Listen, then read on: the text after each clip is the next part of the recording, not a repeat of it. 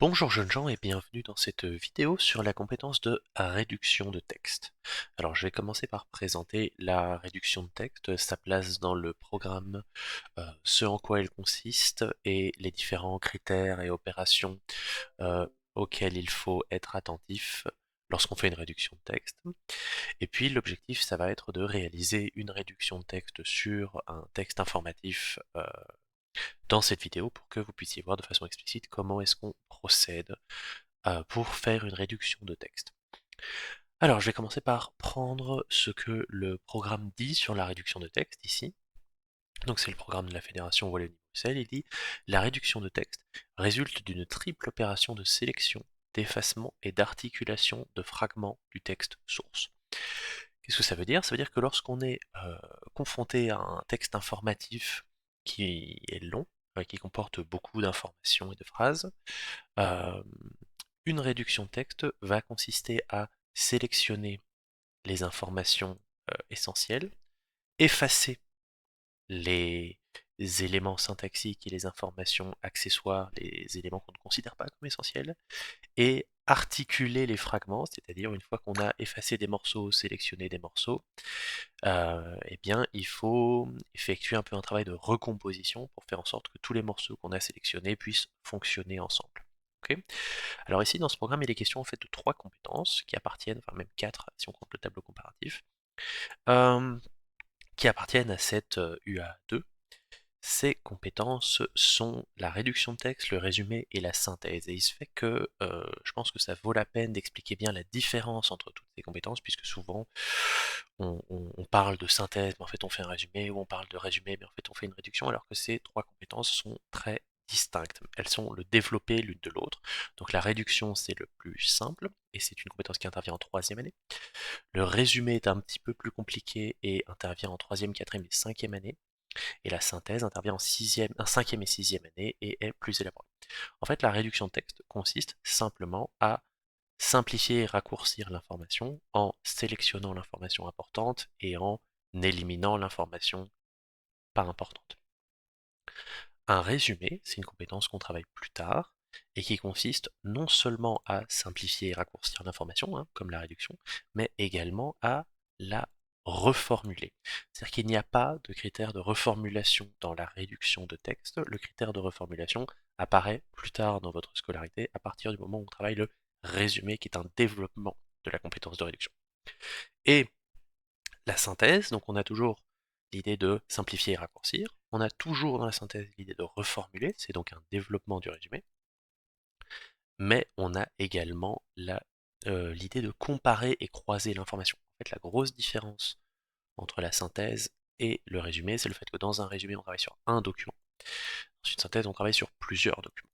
Et donc, en plus de devoir, comme dans un résumé, simplifier, reformuler, la synthèse ajoute l'idée qu'on doit comparer les informations et croiser les informations des différents documents, ce qu'on appelle la mise en réseau. Donc, ce qui va nous intéresser aujourd'hui, c'est la réduction de texte, qui est donc une compétence de troisième année, à savoir simplement l'idée de prendre un document a priori informatif, même si on pourrait faire ça sur d'autres types de documents, et d'effectuer des opérations de simplification et de sélection et d'élimination d'informations pour, à l'arrivée, avoir un document plus court. Moi, je donne à mes élèves comme contrainte le fait que leur document d'arrivée après l'opération de réduction doit être au moins 3 fois plus court que le document d'origine, donc on doit au moins éliminer 2 tiers des mots, hein. Maintenant, ça dépend un peu des exigences de chacun.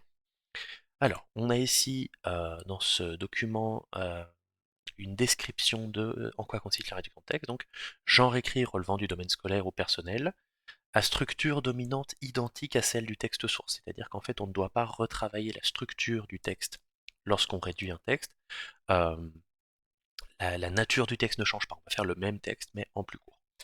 Il répond à un contrat asymétrique d'information à l'intention d'un tu voulant faire l'économie de la lecture du texte source. Donc en gros, on fait des réductions de texte lorsque on souhaite communiquer à quelqu'un les informations qu'il y a dans un texte en permettant à cette personne de faire l'économie de la lecture du texte source, hein. Je veux pouvoir communiquer des informations à quelqu'un sans devoir lui faire lire le très long texte et donc en lui donnant une version plus courte.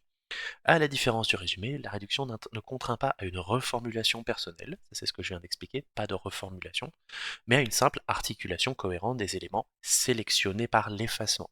Donc on efface des choses et on s'assure que le texte, après avoir effacé des choses, reste cohérent et que donc les fragments qu'on a restés puissent coexister ensemble dans des phrases qui veulent encore dire quelque chose qui soit syntaxiquement correct.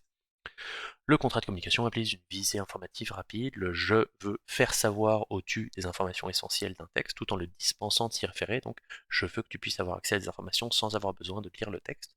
Le je est en position d'autorité, de médiateur de savoir, hein. J'ai lu le texte, je vais te dire ce qu'il y a dans le texte de façon plus simple. Et le tu en position de vouloir savoir rapidement et devoir faire confiance au je. Le contrat présuppose le respect de la fidélité, exactitude dans le traitement de l'information.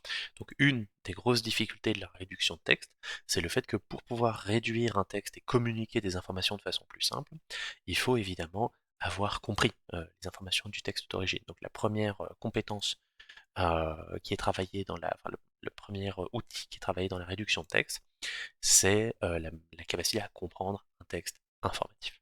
Alors, pour effectuer ce travail de réduction, hein, donc de sélection et d'effacement, moi j'ai identifié différentes opérations qu'on peut effectuer. Je vais vous les expliquer et puis je vais les mettre en exemple juste après avec, l'exemple de réduction que je vais opérer sur un texte. Alors le plus simple c'est éliminer les exemples et les détails. Si jamais vous avez une phrase dans laquelle on vous explique quelque chose et puis on vous donne un exemple, eh bien vous éliminez l'exemple, vous gardez l'explication, mais en fait, si l'explication est claire, l'exemple n'est pas nécessaire. Un exemple, c'est par définition redondant. Et les détails, eh ben oui, dans une phrase, s'il y a une information principale et puis des détails, des anecdotes, des précisions, etc., on va éliminer ces détails et se concentrer sur l'information importante.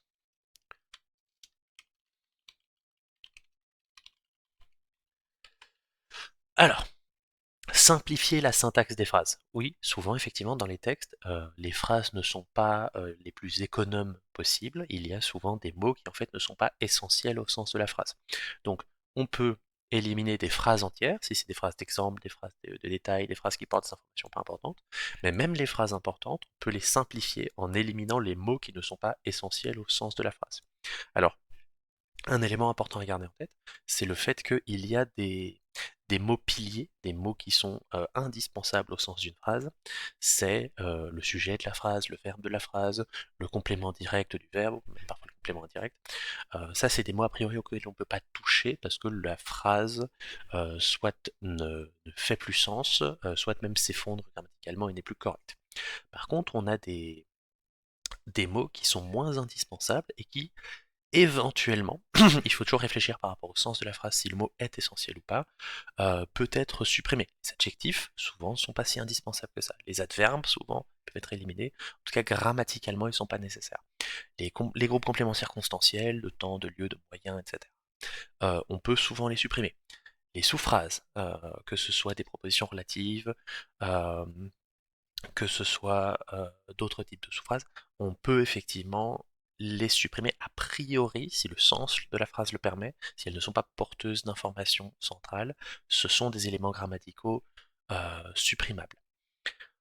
On peut donc simplifier les phrases, on peut également fusionner des phrases, c'est-à-dire qu'on peut prendre différentes phrases dans le texte et arriver à les combiner pour arriver à une seule phrase et donc réduire le nombre de mots.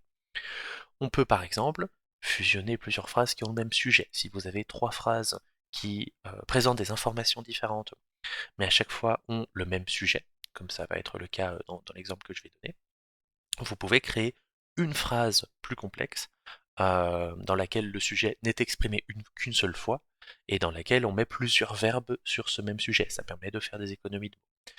On peut fusionner des phrases grâce à des propositions relatives. Ici, l'idée c'est que si jamais on a une phrase qui contient un mot et que ce mot est le sujet d'une autre phrase, par exemple, on peut utiliser une technique de propositions relatives, donc de pronoms relatifs, pour combiner ces deux phrases. Par exemple, on va donner un exemple un peu simple. Donc, la science-fiction, c'est le sujet du texte,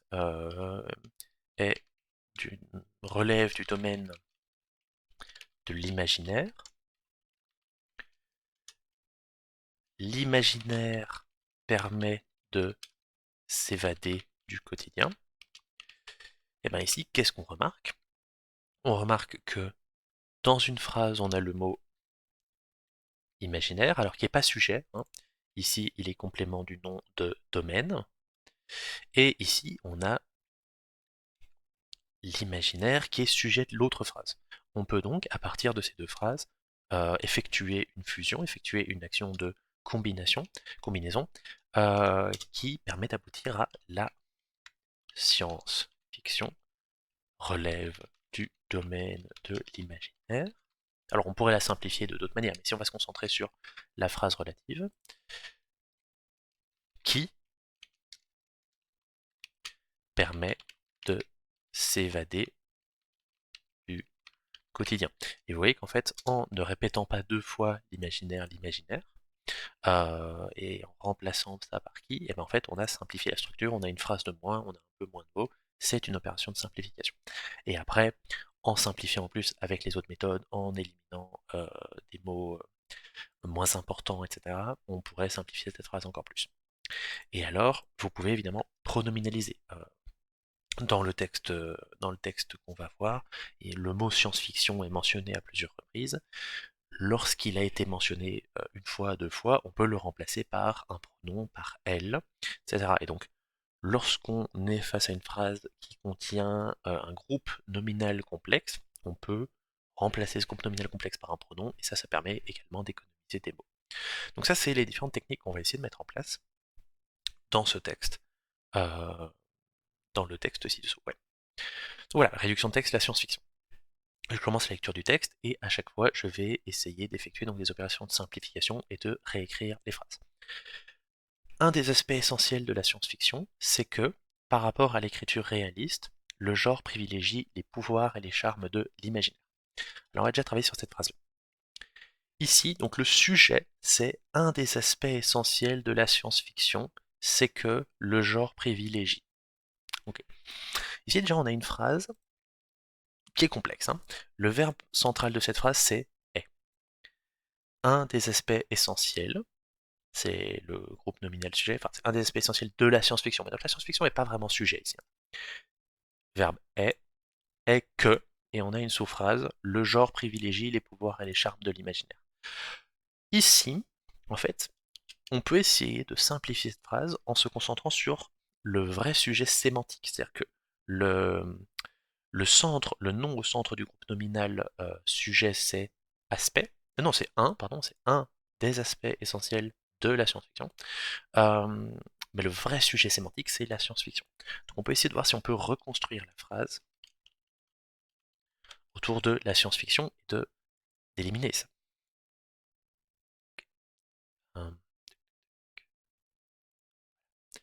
La science-fiction, alors du coup on n'a pas besoin de dire c'est que, euh, ça c'est pas nécessaire, puisqu'on a éliminé la périphrase, on a éliminé le truc de un des aspects essentiels, c'est que... okay. Ici, on le compare à l'écriture réaliste. Est-ce que c'est vraiment indispensable? Je ne pense pas. Le genre, alors le genre ici, c'est quoi? C'est un nom qui est mis en apposition, qui est mis en synonyme de la science-fiction. Mais ici, comme on a mis la science-fiction comme sujet, on n'a pas besoin de ça. En fait, le vrai sujet de cette phrase, c'est privilégier. Okay, la science-fiction privilégie. Et donc vous voyez qu'ici, je n'invente aucun mot, je ne reformule aucun mot, je ne fais que prendre les mots de la phrase, mais en les supprimant et en les réorganisant entre eux, parce que de base, le sujet de privilégie, c'était pas la science-fiction, de base c'était le genre. Mais le genre, ça fait référence à quoi? Ça fait référence à la science-fiction. Donc en réorganisant ces mots, on n'a rien besoin d'inventer, on recompose la phrase avec des morceaux qui étaient déjà là. Alors qu'est-ce qu'elle privilégie? Elle privilégie les pouvoirs et les charmes de l'imaginaire. Ok. Donc elle privilégie l'imaginaire. Ok, à nouveau ici, on va garder le même complément, mais plutôt que de dire on privilégie les pouvoirs et les charmes de l'imaginaire. Si on s'était concentré sur le mot pouvoir, par exemple, on privilégie les pouvoirs. Non, ça marche pas. Les pouvoirs, c'est pas l'idée principale. Elle privilégie les charmes. On aurait envie de dire les charmes de quoi? En fait, le vrai mot important ici, c'est l'imaginaire. Donc, la science-fiction. La science-fiction privilégie l'imaginaire. On est passé d'une phrase de 24 mots à une phrase de 5 mots, parce qu'en fait, ça c'est un mot aussi. Donc de 5 mots. C'est évidemment une réduction énorme. Ok, alors, c'est là que cette littérature se distingue en particulier du roman policier, genre qui naît d'ailleurs à peu près à la même époque. Donc, ce qu'on nous dit ici, c'est cette littérature c'est la science-fiction, se distingue en particulier du roman policier, genre qui naît d'ailleurs à peu près à la même époque. Donc là, le roman policier naît à la même époque que la science-fiction, mais la science-fiction est différente du roman policier. C'est là, donc, à cause de ce qu'on vient d'expliquer, à cause de l'idée d'imaginaire. C'est grâce à l'imaginaire, c'est par l'imaginaire que la science-fiction est différente du roman policier. Alors, on pourrait faire une nouvelle phrase, mais en fait, on va essayer de voir comment est-ce qu'on peut compléter la phrase précédente avec l'idée contenue par cette phrase-là.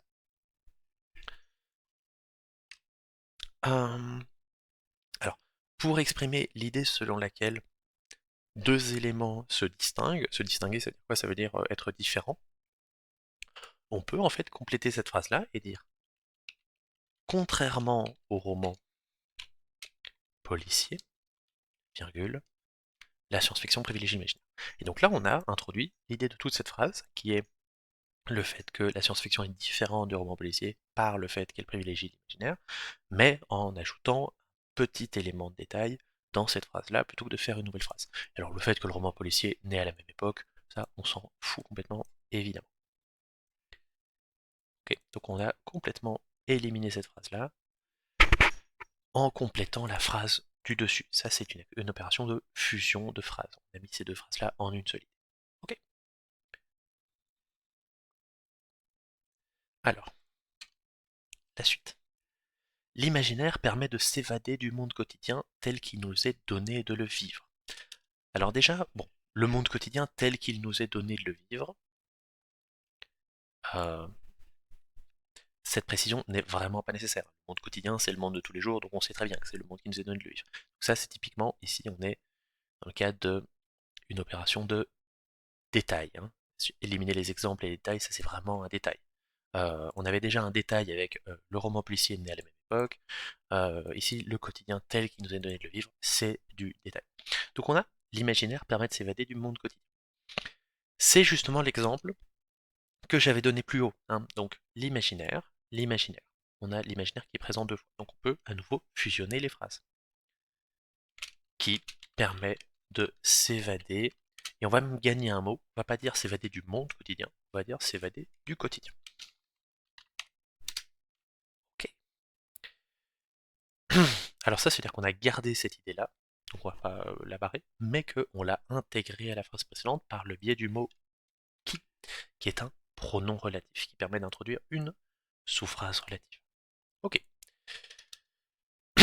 Il y a ainsi, par la science-fiction, une liberté de tous les possibles à venir et une émancipation par rapport à la réalité. Rêve souvent futuriste, rêve d'ailleurs qui peut aussi bien verser dans le cauchemar, la science-fiction imagine le meilleur des mondes ou le visage de l'apocalypse, le thème cher au genre où l'humanité serait en voie de disparition menacée par une énorme météorite cataclysmique, soit par une maladie inconnue. Alors, ici, c'est une énorme phrase. Déjà, on va pointer du doigt le fait que... on va pointer du doigt le fait que tout ça, le thème cher au genre où l'humanité serait en voie de disparition menacée par une, etc. Ça, c'est quoi? C'est une explication donnée sur le mot apocalypse.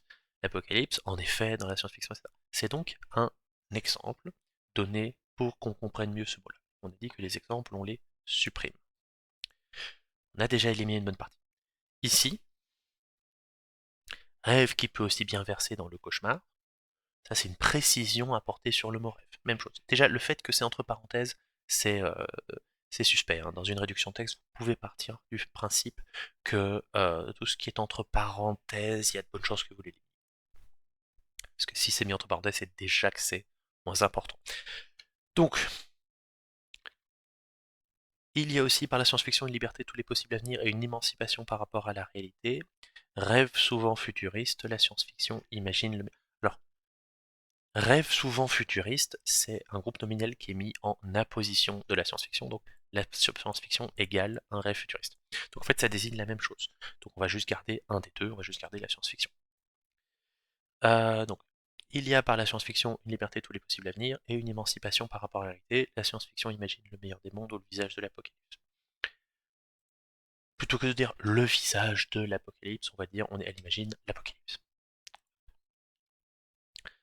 Ok, alors ici on a une tournure de phrase indirecte et impersonnelle. Il y a par la science-fiction une liberté de tous les possibles à venir. À venir, on peut éliminer de tous les possibles. On peut garder, non, c'est quand même l'idée de futur importante. Alors, plutôt que de dire il y a par la science-fiction une liberté de tous les possibles, on peut dire la science-fiction offre ou propose une liberté de tous les possibles à venir, une émancipation par rapport à la réalité. Donc ça, on a éliminé la tournure de phrase impersonnelle, plutôt que de dire il y a ainsi par la science-fiction, on peut dire la science-fiction offre, et on a gagné quelques mots.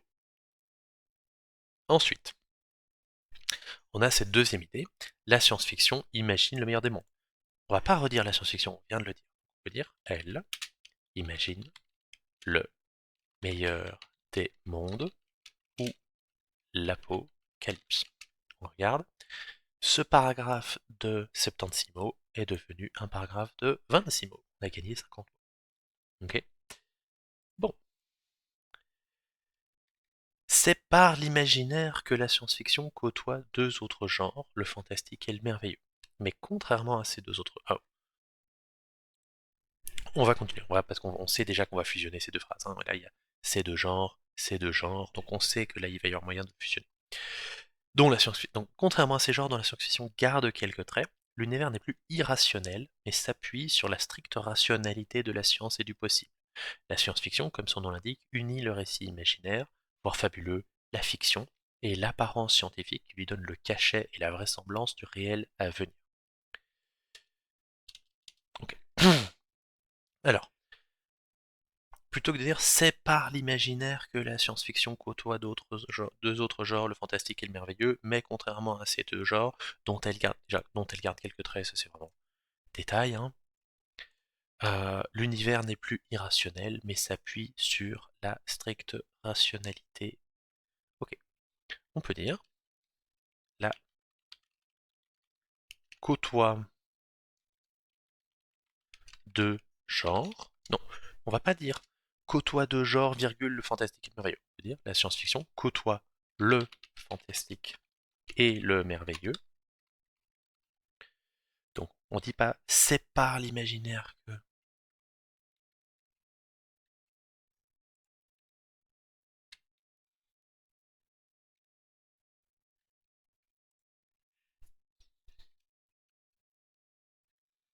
Voilà.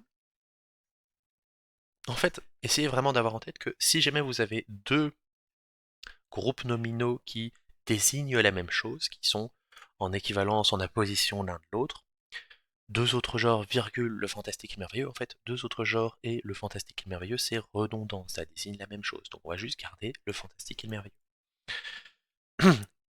Mais contrairement à ces deux autres genres, contrairement... Voilà, ça c'est en répétition.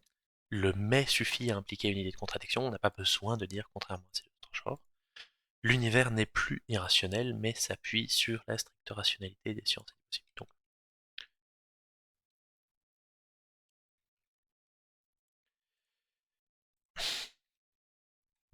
ici, on fusionne un peu tout ça. Donc, la science-fiction côtoie le fantastique et le merveilleux, mais son univers s'appuie sur... Alors, est-ce qu'on met la stricte rationalité? On va mettre s'appuie sur... Le mot strict n'est pas nécessaire.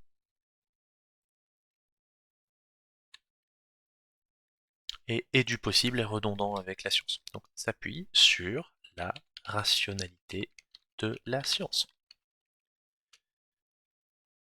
Alors, la science-fiction, répétition.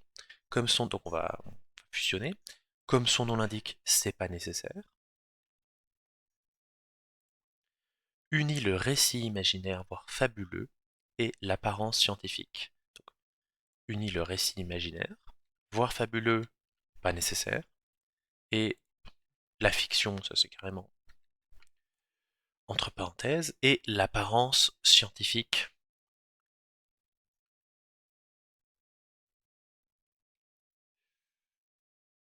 L'apparence scientifique lui donne le cachet du réel à venir. Hum, On pourrait même l'apparence scientifique du réel à venir. Donc, elle, la science-fiction, mais on l'a déjà dit, donc on pronominalise, unit le récit imaginaire et l'apparence scientifique du réel à venir. Ok, on avait un paragraphe de 73 mots, on arrive à 30 mots. Ok. Le monde de la science-fiction reste logique, car il faut convaincre le lecteur que toutes les possibilités futures décrites sont réalisables. Alors, ça, le fait qu'il reste logique, on vient de le dire, hein, c'est l'apparence scientifique du réel à venir. Alors plutôt que de dire car il faut convaincre, on pourrait dire pour convaincre. Que le lecteur, que toutes les possibilités décrites pour convaincre le lecteur que les possibilités décrites sont réalisables. Donc là, car il faut, on a éliminé.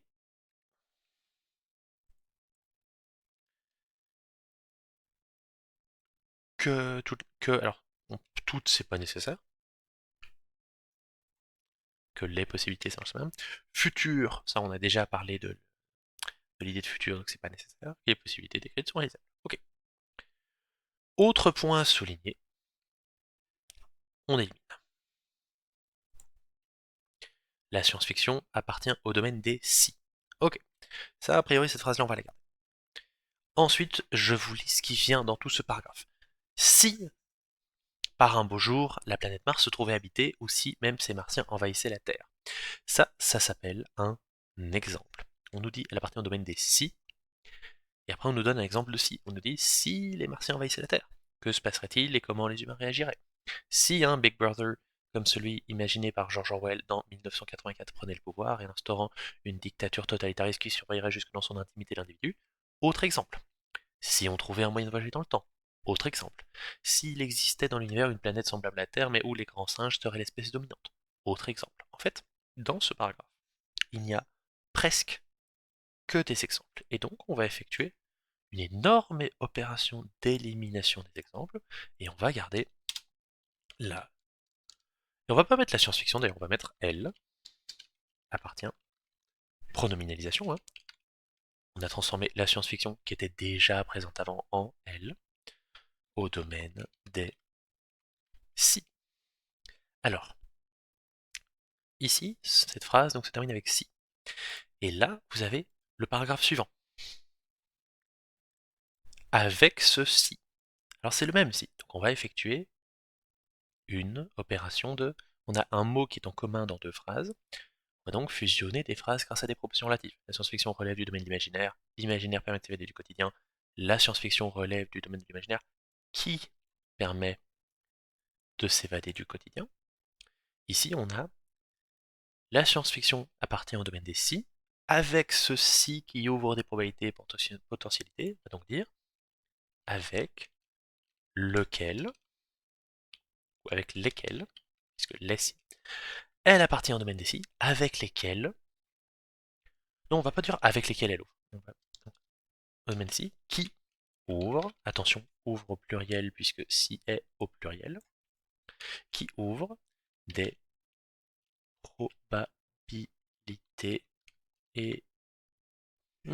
Est-ce que c'est si important ça? Non, c'est pas très important. Donc on va garder l'idée de départ. Avec ceci, ça on peut effacer.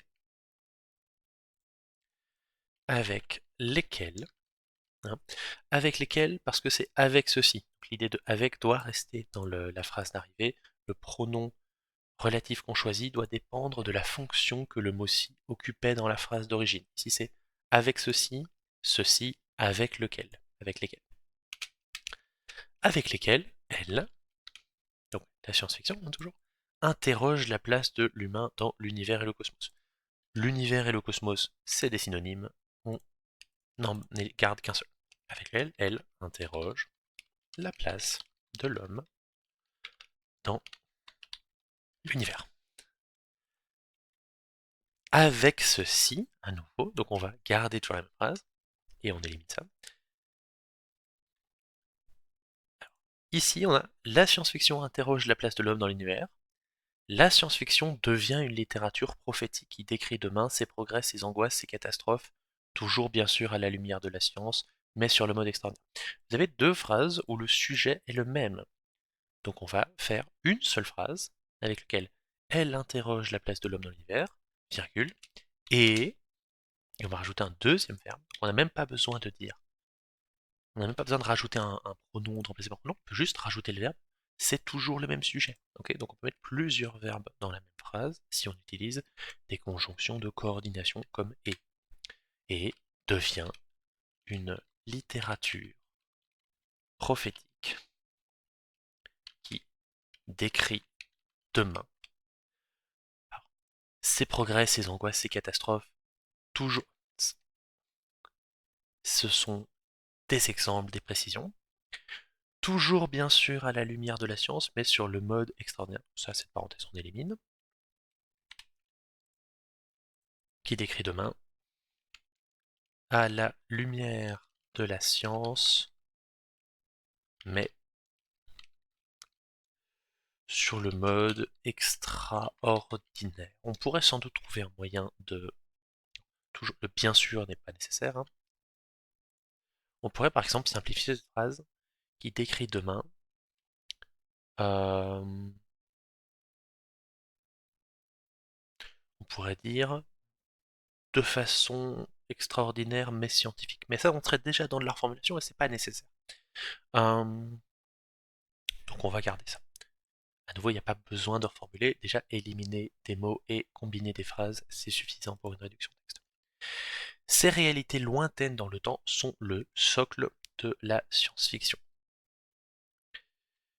qui balaye alors le champ de l'émerveillement et fascine le lecteur. Alors déjà, machine volante, soucoupe volante, fusée, station intergalactique, extraterrestre et, comme le dit machin, rencontre du troisième type, ce sont des exemples, on élimine.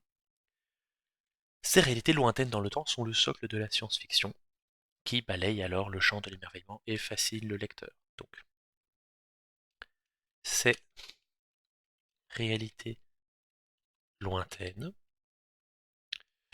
non, on va dire, sont le socle de la science-fiction qui balaye, on va plutôt dire, avec ces réalités lointaines, la elle, toujours la science-fiction, c'est le sujet de tout le texte, donc on peut mettre elle, tout le monde sait de quoi on parle, elle balaye le champ, elle balaye le champ de l'émerveillement et fascine le lecteur. Balayer le champ de l'émerveillement, en fait on a un verbe dans ce mot, hein, émerveiller. Donc on peut remplacer l'idée de balayer le champ de l'émerveillement avec l'idée de émerveiller. Elle émerveille et fascine le lecteur. On pourrait même juste garder elle fascine le lecteur. Avec ses réalités lointaines, elle émerveille et fascine le lecteur. En route, donc ça on a éliminé tous les exemples. En route donc vers l'ailleurs, le voyage entre planètes et galaxies, ou place à la machine à voyager remonter le temps. Le temps, en effet. Donc ça, l'ailleurs, euh, le voyage dans le voyage entre planètes et galaxies, ou place à la machine à voyager dans le temps. On peut dire plutôt en voyageant dans l'espace et le temps.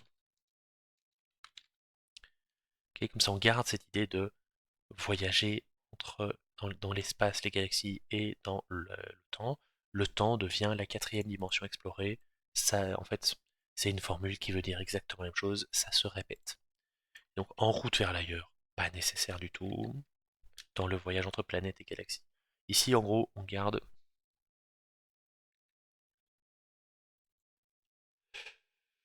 le voyage. C'est un mot qu'on a gardé ici. Le voyage. Entre planètes et galaxies, on a transformé ça en dans l'espace. Et place à la machine à voyager dans le temps, on a juste gardé le temps. Et on a, à partir de tous ces mots, reformulé un peu une phrase. Donc ici on a fait un travail qui est un peu plus abouti qu'une réduction, qu'on peut faire dans une réduction, hein, mais c'est pas exigé. On aurait pu simplifier, mais ici il y avait vraiment moyen de recréer une phrase simple en voyageant dans l'espace et le temps. Euh, donc on l'a fait. Ok, donc maintenant euh, on va recréer le. On va prendre tous nos extraits.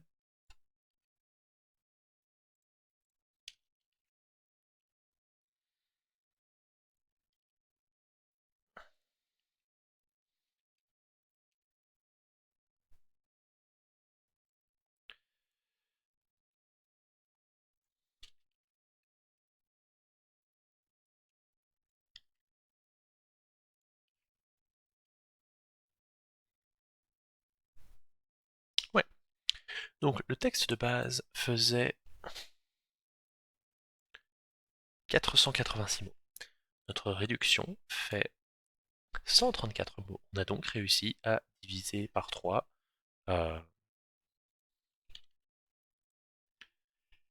486 par 3. Ouais. Donc on devait être en dessous de 162 mots, on est à 134, on est donc largement dans le budget de mots. Ok, donc voilà, ça c'est une opération de réduction réussie. Vous avez remarqué, en fait, j'ai pas vraiment inventé de nouvelles phrases, j'ai un petit peu vers la fin ici. J'ai juste récupéré des mots qui étaient présents dans les phrases d'origine. J'ai éliminé beaucoup, et notamment j'ai éliminé toutes les répétitions, euh, tous les synonymes, tous les mots qui voulaient dire la même chose qu'un autre mot qui était déjà présent. J'ai à chaque fois remplacé le mot science-fiction par elle. J'ai combiné des phrases qui avaient le même sujet. J'ai utilisé des propositions relatives pour fusionner deux phrases qui avaient des mots en commun. Et en faisant tout ça, en fait, on arrive à réduire considérablement la taille de ce texte. Ici, nous avons donc un texte réduit. Et si vous faites ça, a priori, vous avez validé la compétence. Je vous remercie pour votre attention et je vous dis à la prochaine fois. Bonne journée!